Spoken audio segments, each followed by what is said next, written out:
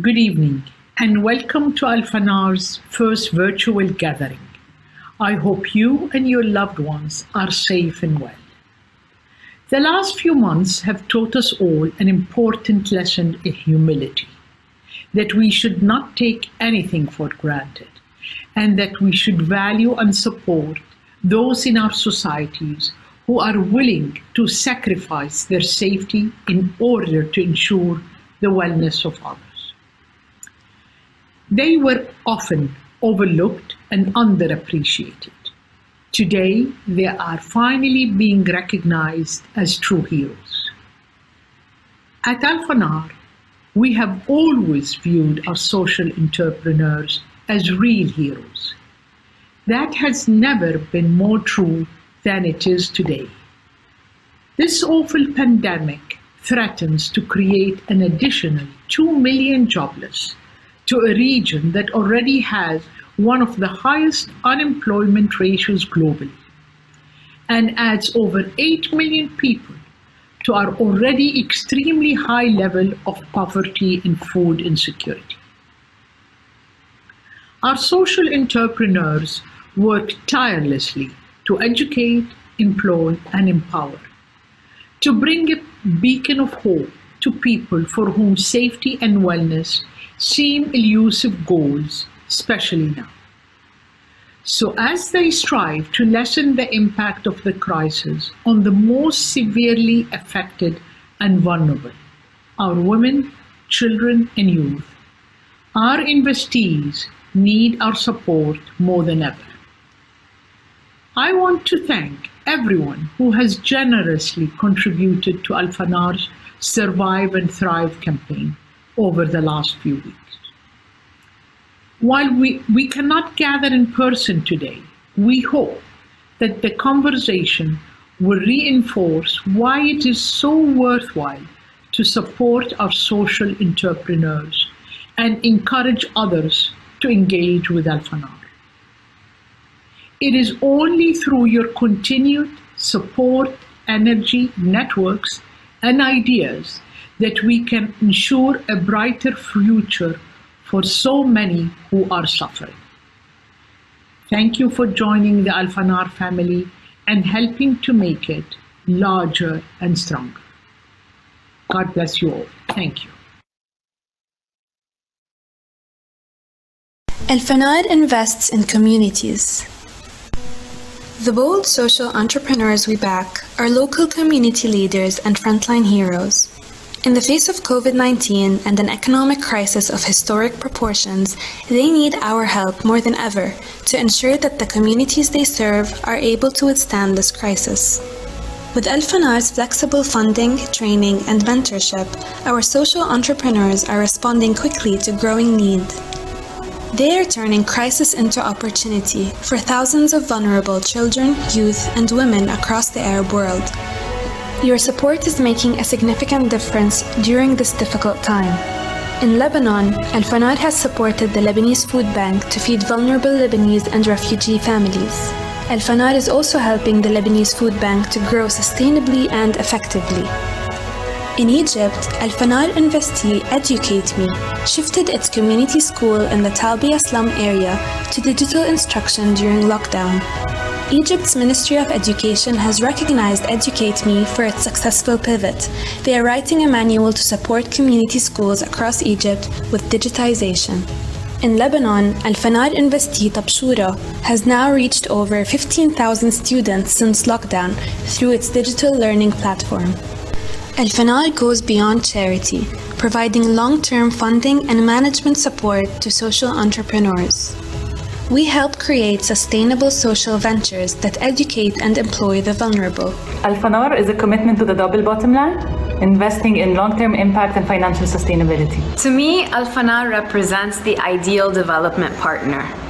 Beyond being so incredibly supportive and enthusiastic about what we do, they're committed, they're understanding, they're flexible and adaptable. Alfanar's ability to create sustainable change is made possible by our community of philanthropists and supporters.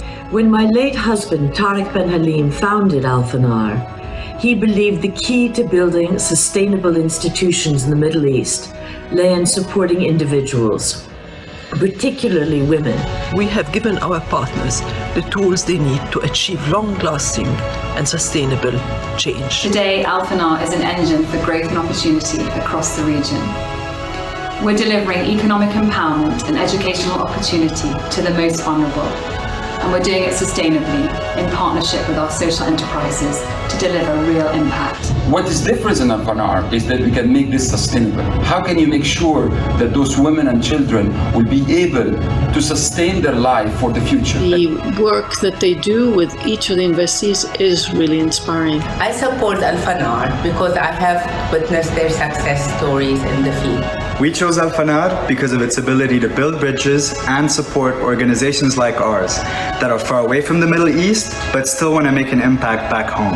I appreciate Alfanar's focus on social, educational entrepreneurs with scalable solutions. Please join us and become a part of Alfanar family and make a difference. So join Alfanar. Please help us to give them that support. Join Alfanar. Join Alfanar family. Like 961 Collective, join the Alfanar family. Join the Alfanar family. Join us. Join Alfanar family.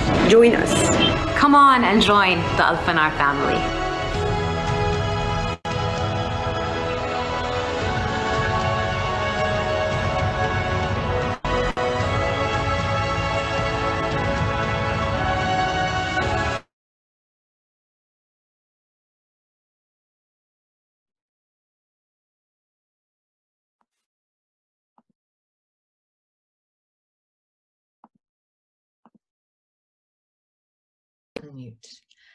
Hello, everyone. Hopefully you can hear me. My name is Clarissa Ward. I'm CNN's Chief International Correspondent, but today it is my pleasure to be moderating Alfanar's first virtual gathering. As I'm sure most of you know, we were supposed to be having a rather lavish and wonderful 15th anniversary gala dinner.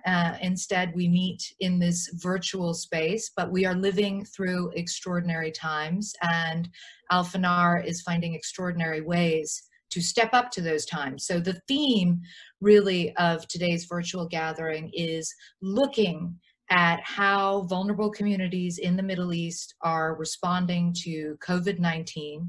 And we'll be talking to three very inspiring social entrepreneurs about how they are not only surviving, but thriving. And there's a reason that Alfanar chose that to be the sort of slogan for their most recent campaign in April, because it's at times like this, and with challenges like this, unprecedented they may be, that people find incredible ways to improvise and grow and learn from these experiences.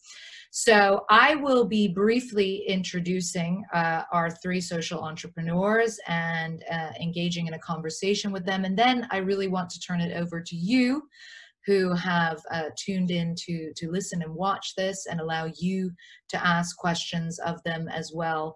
Obviously, this is a very serious issue, as you heard from that video. According to a recent UN report, more than 8 million people in the Middle East are likely to slip into poverty as a result of COVID-19. So this is a timely and important conversation, and the work that all our three social entrepreneurs are doing is incredibly timely and important as well. So without further ado, let me start to introduce you to some of them.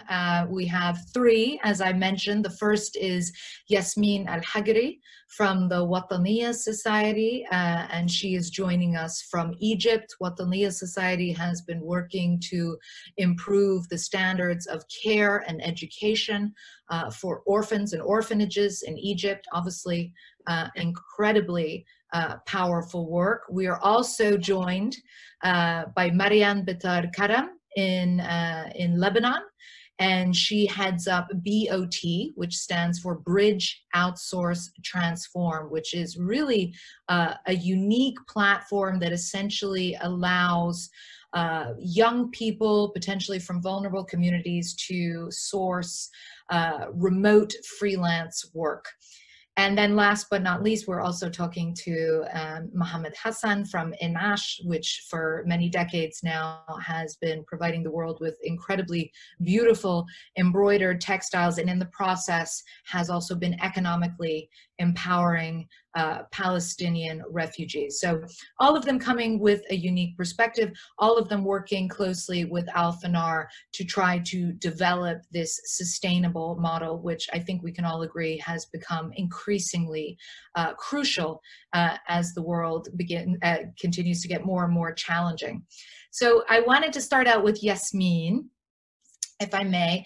And obviously, Yasmin, we want to hear about the impact of COVID-19 on the work you're doing in Egypt, but I also wanted to get a sense from you of what inspired you to get into this work in the first place with Al-Wataniya.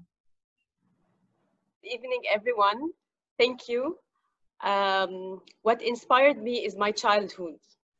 I believe that I had a blessed childhood because of my caring parents, and I always wanted that all children will receive a special or a unique childhood, because I believe that it affects the personality and your growth and reaching your potential.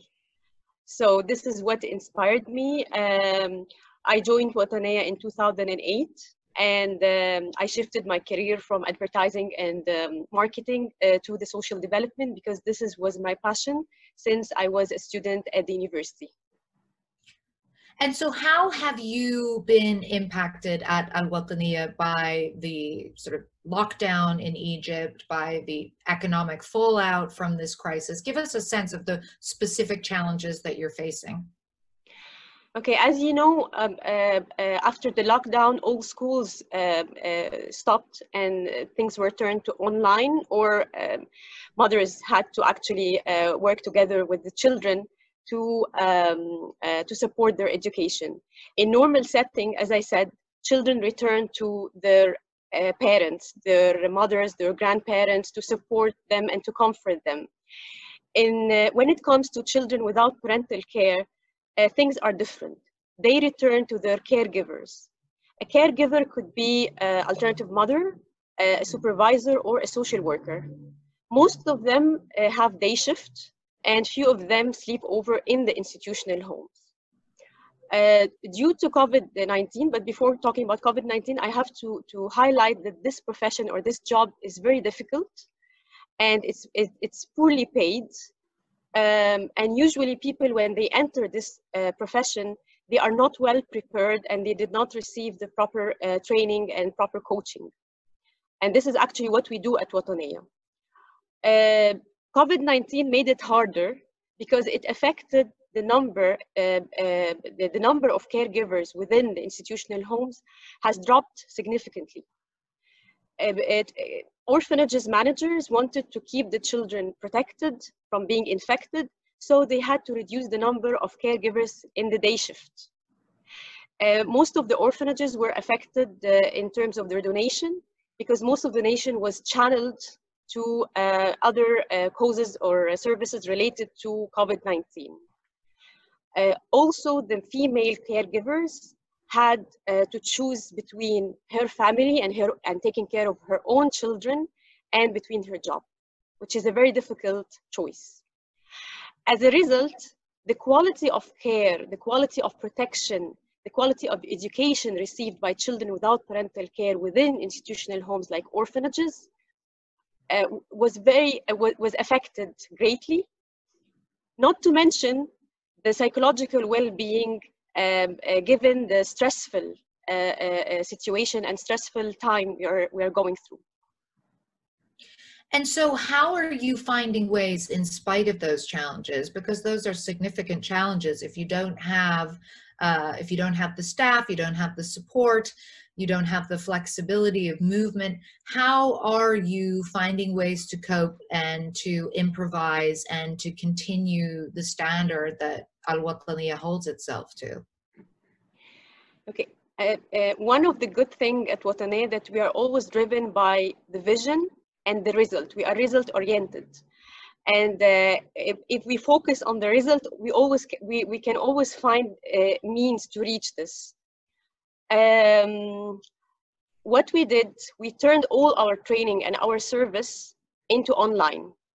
And it wasn't that difficult because it was within our strategy and it was within our social development plan developed by together with Alfanar.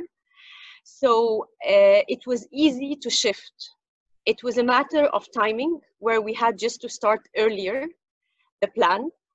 And we were very happy and very surprised with how responsive our beneficiaries and how impactful the solution that we provided, or to overcome the current situation. So we managed actually to turn our training. We were in the middle of a training after the lockdown. We turned it into online, and we provided in the past 3 months 33 online sessions and we managed to reach out around 400 caregiver, managers, and orphaned youth. That just strikes me as extraordinary on many levels. First of all, the idea that you had the foresight to be planning to launch on an internet or on an online platform, which is not an easy thing to do. And the fact that you've been able to so quickly make that transition. More broadly speaking, can you just give us a sense of how Egypt is sort of the challenges that Egypt is facing moving forward with this pandemic still very much with us? What are some potential challenges that you view coming down the road? Okay, I will focus more on an unseen challenge within the sector of children without parental care, which is the care leavers. Care leavers are the ones who used to live in institutional homes, but by law, and this is not only in Egypt, it's worldwide, they have to leave their orphanages once they reach 18. And because due to the poor education they received, most of them were in the informal sector. And most of them lost their jobs. The difference between maybe a young man who has his own family, that once he will lose his job, he might get back to his family or extended family. But the problem with a care leaver without a family, he has no one to return to. So what we are doing currently together with Alfanar and other partners, we are working on two things. We are working on strengthening the education system within institutional homes to ensure that children are receiving quality of education, to be able to have decent job and to be able to live independently. And also we are working on the system of the aftercare, which is the phase between 25, and this is where the young people, they need support. COVID-19 showed us that we do need to work excessively on the education and also on the aftercare. And I'm talking here about the children and youth without parental care sector. Marianne, I mean, you are in Lebanon, and obviously the situation is a little different than Egypt, but certainly you're facing, I imagine, some similar challenges. I think probably what is particularly salient about Lebanon's situation is that it was in the grips of this tremendous economic crisis even before COVID-19 arrived. Give us some perspective on what you're seeing in terms of youth unemployment and opportunities in terms of the economic crisis, and how the pandemic has played into that in terms of either making the situation worse or more challenging. So good evening, everyone. As you just mentioned, Clarissa, in one of the major challenges for the past years. However, it hit hard after the economic crisis in October 2019. And as a result of COVID, statistically, they say that there is around 50% of the Lebanese youth are currently unemployed. Recently, the World Food Programme published a report, and the stats say that 1 out of 3 Lebanese citizens is unemployed and not underemployed. And 1 out of 5 Lebanese citizens have recently either got a major salary cut or a minor salary reduction. So, I mean, with this, you can see that there's some disappointment with everything going on in the country. The youth are really, they want to leave in any way possible. They're trying to reach a certain escape mechanism to find livelihood opportunities outside Lebanon. However, I see that an opportunity showed up. The Lebanese diaspora was very active for the past 4 or 5 months. They've been mobilized, trying to find ways to support the Lebanese economy, Lebanese citizens, and especially the Lebanese youth through different means. Creating jobs, creating platforms for jobs, mobilizing and empowering Lebanese talent to make use of the Lebanese talent through the Lebanese diaspora and the owners, Lebanese owners of companies abroad, who can encourage the youth in Lebanon to try to contribute to the economy on a global level. So I see an opportunity somehow. We just need to be a bit hopeful about it, and we just need to have the right resources and network and ecosystem to support this opportunity. It seems like BOT in some ways, is uniquely positioned for a sort of a COVID-19 world. In the same way that Yasmin was talking about Al-Wataniya having the foresight to be preparing a digital platform, your whole, all of your work is essentially carried out remotely and through digital platforms. Talk us through a little bit how you kind of seized upon that idea and how you've been able to use it to your advantage during this sort of unprecedented time of COVID-19? So B.O.T is a service provider platform that connects skilled, trained Lebanese workforce with companies coming from the public or private sector who need to outsource specific tasks in their work environment. So what they do, they would come to us. The services that we provide are related to data management, data entry, data cleaning, data collection, call center support, archiving, etc. And the work is divided into either a remote type of work or an on-site type of work. Now, most of the work we've been doing is on a remote level. And with COVID-19, it really has supported mainly youth. It created a safe employment. So yes, they were employed, but in a safe environment. The culture of working remotely from home pushed companies towards social procurement, towards outsourcing. The culture of believing that yes, we are able to perform, even though we're remote. There's a deliverable-based mechanism happening, result-oriented, rather than being in an office and performing the job. So this whole culture supported the existence of B.O.T, and especially engaging more women from their homes, women who can contribute to the economy while being either in a rural community or working from home.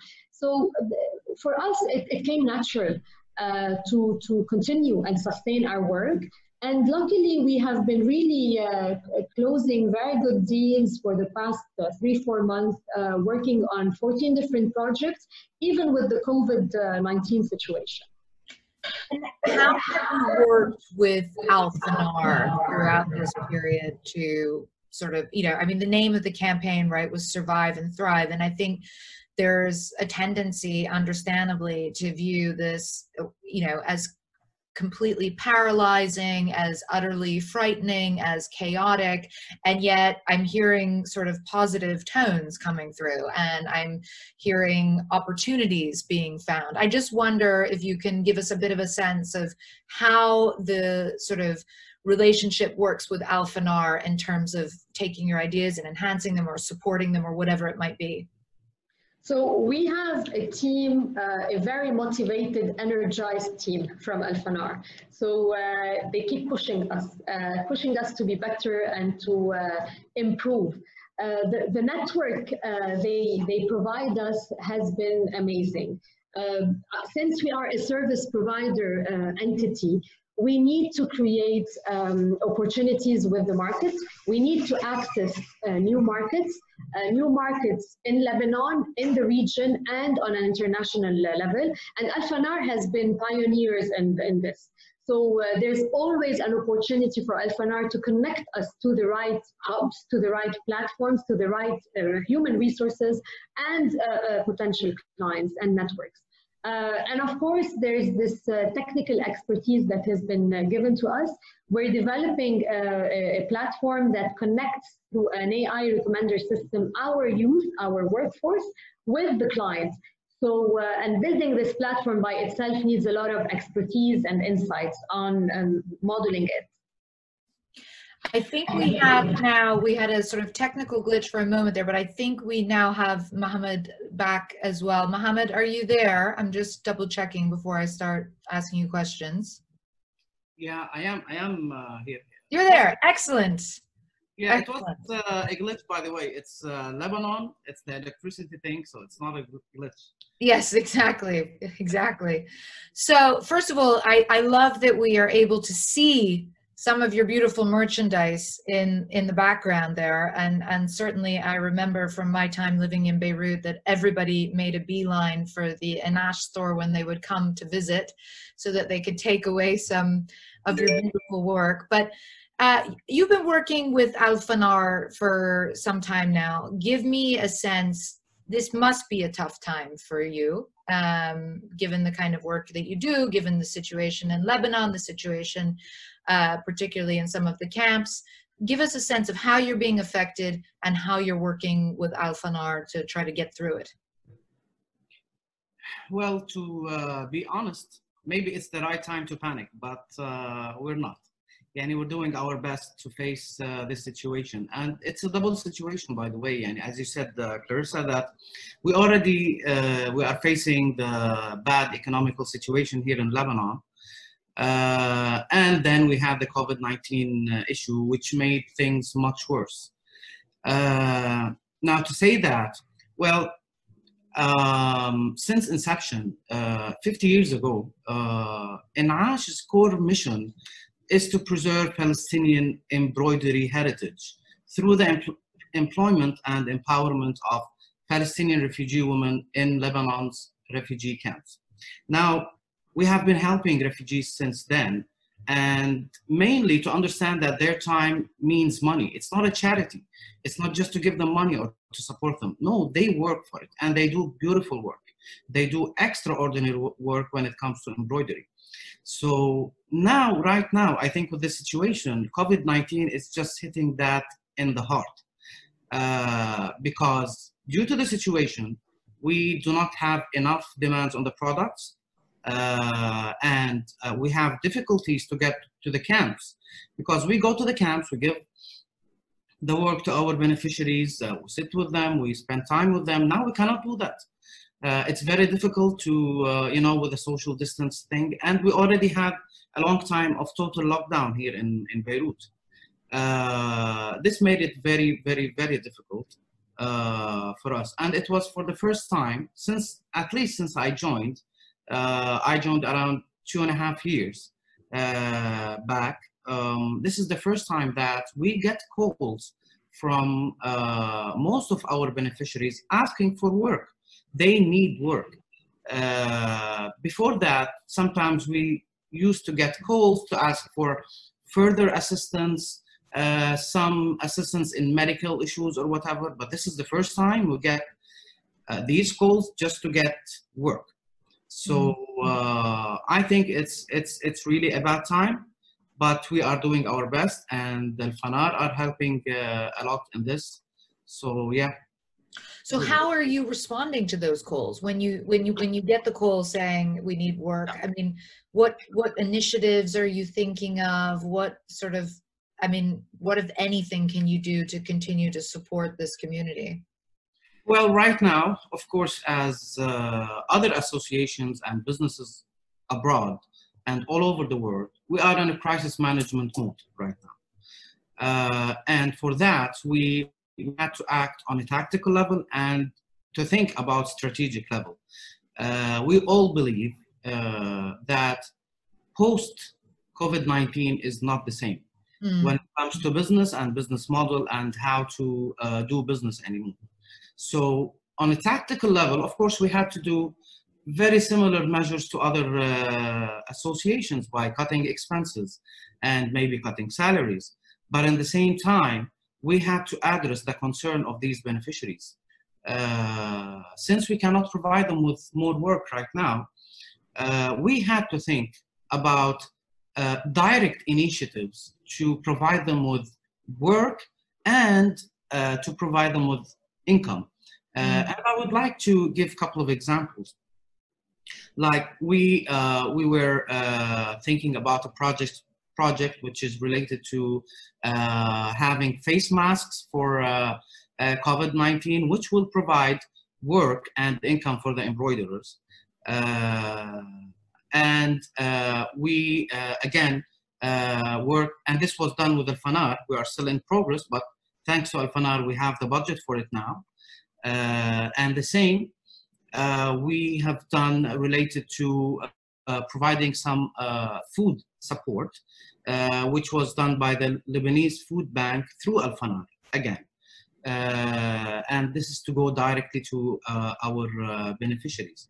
So we have been trying to think about, you know, it's like direct projects to do it right now and to provide direct income without having us to wait to sell our products because the demand is really low right now. This is on a tactical level, but on a strategic level, no, it's a bit different because right now, or going onwards, I believe that online platforms will have their worth. Yani, historically, we have been depending on our showroom and our exhibitions abroad, couple of resellers abroad, but now I think it's the right time to focus much more and to think of the online business as our unit of growth for the future. I mean, this seems to be definitely one of the themes here, listening to all of you, is this understanding that moving into a sort of more digital space and online commerce is absolutely a way forward for sustainable. I'm getting a lot of questions in, so I just want to be mindful of not being selfish and just asking all of my own questions. There's a question in for Yasmin. Yasmin, can you tell us a bit more about the help that you provide to female caregivers? Sure. Okay.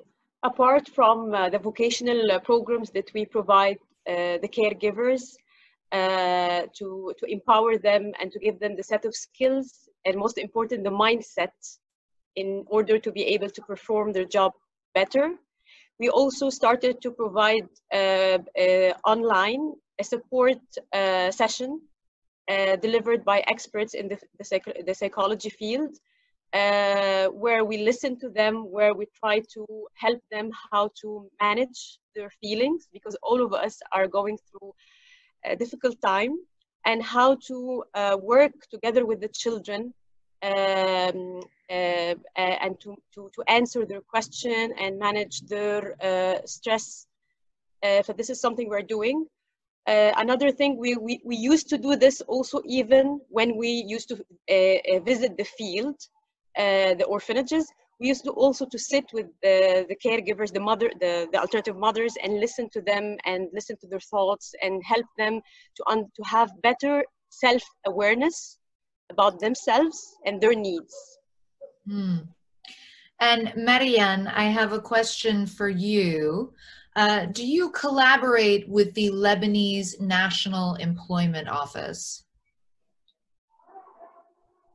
So we never had the chance yet to work with them because we're not an employment platform. We are a freelance platform. So we support youth who are either unemployed or underemployed with a new source of revenue. We don't connect them to potential jobs.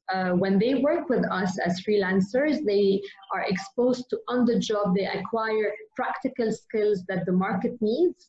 They learn new skills related to either e-commerce, data collection, data cleaning, data cleansing, image labeling. But then throughout their journey with B.O.T, they are able to be exposed to the new trends of the market, and eventually we would prepare them to the workforce so that they can be employed later on. But we're not an employment platform. Mm-hmm. And Mohammed, a question for you. I think some of our people watching and tuning in have been inspired by some of the beautiful products in the background there, and they're asking when they would be available on e-commerce or online for shipping to the United States. We are ready when it comes to online. We are ready, and we already ship to the United States. We don't have a problem with that. So whenever they want, they can just visit our website, our social media, Instagram account, and they can find our products there. What you are missing actually is we're trying to find a better way to do this business, which having like resellers abroad, which will open new channels for us. But anyone can just visit our website and see our products and order. So the other question I'm getting for all of you, and maybe I can ask you each to sort of answer this in brief, and starting with you, Mohammed, seeing as we're already chatting, is, you know, a lot of people want to know, how can they support you? What kind of support are you looking for? And I'm not just talking about financing, but more broadly speaking, what kind of support do you really need? Well, right now, our main objective, as I was just saying before, is to widen our network. We need to have resellers, whether it's physical resellers with showroom or online resellers. This is our main objective, and if anyone can help in that, then it will be great. We were looking for resellers all over the world, especially when we're talking about the United States and Europe. And Marianne, what about you? What sort of support do you need? Exactly the same. We need access to new markets. If any one of the 160 participants know of any company who is interested to outsource skilled workforce, please do contact us. We are, we are able to cater any service remotely for any company located anywhere in the world. Our youth are trilingual, English, French, and fluently Arabic speakers. So yes, I mean, new contacts, new clients, and new markets. And last but certainly not least, Yasmin, what about you? What kind of support would you ideally like to see? Yeah, our dream is to have an online platform, an e-learning platform specialized in the alternative care sector, to reach out all Arab countries, because we realize that there is a need for such programs, consultation sessions, etc. What we are doing now, we are piloting what we want to reach. Therefore, we need people expert in technology, in e-learning. Also, we are looking for people who could give us some consultation and advice, revisiting our business model and our business plan, given COVID-19 impact and consequences. And I guess my last question, and I'll ask it of each of you, and again, just in brief, because we don't have a huge amount of time and there's more to discuss, but you know, give me just a sense briefly of how Alfanar has supported you. Okay, I'll start with the mindset. Alfanar helped us to conquer our fears, and it helped us to move from our comfort zone. We only learn by moving from our comfort zone, and this is what Alfanar did. we were very much focused on the impact, but maybe not as much as our focus on our sustainability and continuation. And because we do have a dream and we do have a strategy, this is very important to be sustained and to be independent financially. I believe Alfanar, through its network, helped us to think and look at things in the future differently. And partners who influence other organizations in their mindset, they are very impactful, I'm sure, and very valuable, and they are very rare as well. Marianne, I'm sure you agree, but do you have anything to add to that in terms of the specific nature of the support that you've received from Alfanar? I can summarize with words. I mean, the team has been advocates, believers, passionate of our cause, supporters. They're with us, they're partners. We feel like we're a team.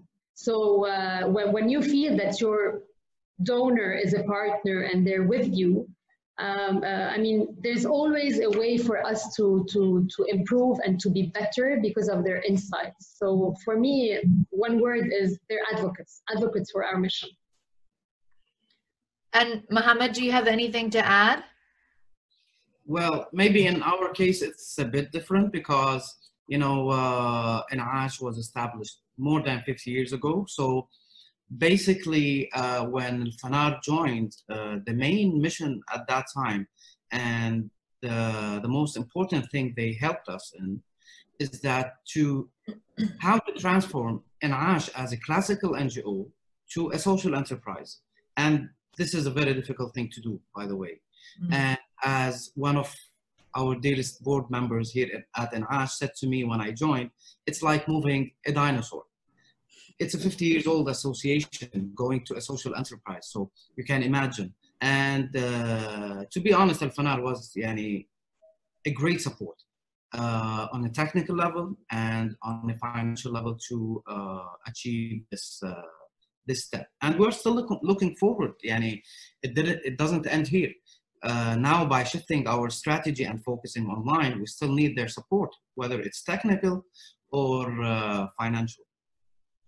Well, I think I join everyone who has been listening in and watching in applauding all three of you, Yasmin, Marianne, and also Mohammed. You know, it's just inspiring to see the work that you're doing. It's inspiring to see your resilience and also your creativity and your ability to use this crisis as a way to improvise, as a way to move forward. I think it's a model for so many. And I'm so grateful that you've taken the time to talk a little bit more with us about your work. So thank you very much. I'm now going to hand over the floor to Mirna Atalla, who is, of course, Alfanar's, incredible executive director and also a very dear old friend of mine, I have to confess. And I just wanted to say thank you again, and also to remind people who have asked questions that we didn't have a chance to get to, that you will get an answer to those questions anyway, and please feel free to continue to ask those questions. Someone from Alfanar will answer them. So thank you to our moderators. Thank you for having me, and Mirna, over to you. Thank you. What an exciting evening this has been. Good evening to everyone. I am Mirna Atalla, Alfanar's Executive Director, and allow me first to thank CNN's Chief International Correspondent and great friend, Clarissa Ward, for taking the time to moderate this, I hope, what was an enriching and inspiring discussion. I also have to tell you that she is due to give birth to her second child in just 4 days. So Clarissa, you are a superstar. Thank you for giving of yourself and always caring about the Arab world, especially in this final stretch. I encourage all of you to check out Clarissa's book. It's due out in September. It's fabulous. It's called On All Fronts. I'd like to thank our investees, Yasmin, Mohammed, Marianne. As Lubna mentioned in the beginning, our social entrepreneurs have always been the true heroes that sort of motivate our work, and their commitment to enabling vulnerable people, children, youth, and women to access education, employment, and opportunity, but not just to access these things for just a moment, but to do it in a sustainable manner well after Alfanar exits. And especially at this point, despite all of the monumental challenges facing us, is humbling and inspiring, and it gets us going always. So finally, I would like to thank each and every one of you for taking the time out of your day or evening, depending on the time zone you are in, to learn about Alfanar, about social investment, about how we approach the very serious work of making long-term change. This evening, we were joined by nearly 300 people everywhere from the US to Singapore. And I would like to welcome you. You know, you heard in the video, join Alfanar, join this family. We are a family. It's a community of like-minded philanthropists, whether individual, corporate, or institutional, who work together to pool our capital and direct it, along with our very high engagement management support from the teams on the ground and from the Alfanar community to achieve sustainable and scalable results. We thank the 250 donors who contributed to the Survive and Thrive campaign. We have raised 300,000 of our 500,000 pound target. So I hope that this evening has piqued your interest and excited you to get involved. We are sharing just a few ways that you can engage with this community. If you are new to us, consider making a donation. It will go a very long way, and we need your support in order to do the very important work we do, not just with the 3 entrepreneurs you heard from, but from the 17 active entrepreneurs we work with today and the many more we have supported over time. Number 2, I have a special request. I want you to stop and think. Think about what you've heard today, and think if there's someone in your network who you might connect us to, who might be especially motivated by social investment or this type of work. And finally, you've heard very specific needs from each of the entrepreneurs. We invite you, if you have time or specific expertise, to get in touch with us and become an impact connector. The larger the network is, the more change we can make together. I hope that despite all of the challenges of the last few months and the many challenges that still lie ahead, we've given you a little bit of hope tonight. Welcome to the Alfanar family, and I hope that we can join again virtually and eventually, inshallah, in person. Thank you very much.